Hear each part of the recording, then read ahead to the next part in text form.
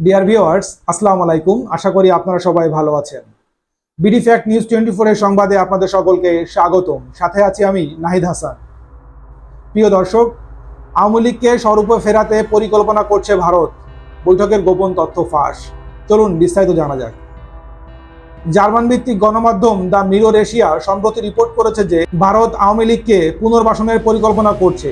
গত 20 সেপ্টেম্বর ভারতের পররাষ্ট্র মন্ত্রণালয়ে একটি গোপন বৈঠক অনুষ্ঠিত হয়, যেখানে অংশগ্রহণ করেন বাংলাদেশ সম্পর্কিত ভারতীয় বিশেষজ্ঞ ও কূটনৈতিকরা।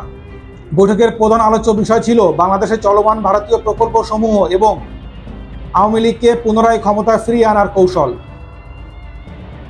বৈঠকে উপস্থিত ছিলেন ওআরএফ, বিবেকানন্দ ফাউন্ডেশন এবং আইডিএসএ এর মতো প্রতিষ্ঠানের প্রতিনিধিরা।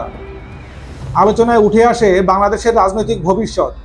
অংশগ্রহণকারীরা মনে করেন আগামী 2 থেকে 3 বছরের মধ্যে নির্বাচন হলে বিএনপি ক্ষমতায় আসার সম্ভাবনা রয়েছে।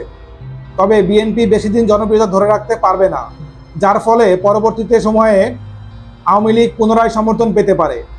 2009 সালে শেখ হাসিনার বিজয়ের উদাহরণ দিয়ে আওয়ামী লীগের ভবিষ্যতে ক্ষমতায় ফেরার সুযোগ নিয়ে আলোচনা হয়। বৈঠকে আরও আলোচনা হয় আওয়ামী লীগের পুনর্বাসন পরিকল্পনা চূড়ান্ত করার আগে ভারতের অরাজনৈতিক বন্ধুদের পরামর্শ নেওয়ার প্রয়োজনীয়তা নিয়ে। ভারত সরকার যেন সম্পাদিত চুক্তি থেকে সরে না আসে, সেই বিষয়ে বিশেষ গুরুত্ব আরোপ করা হয়।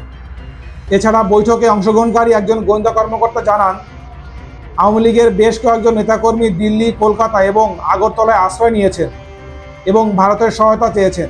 তবে একজন অবসরপ্রাপ্ত কূটনৈতিক সতর্ক করেন যে আওয়ামী লীগের রাজনৈতিক কার্যক্রম গোপনে পরিচালিত হওয়া উচিত, অন্যথায় এটি ভারত বাংলাদেশ সম্পর্ক ক্ষতিগ্রস্ত করতে পারে।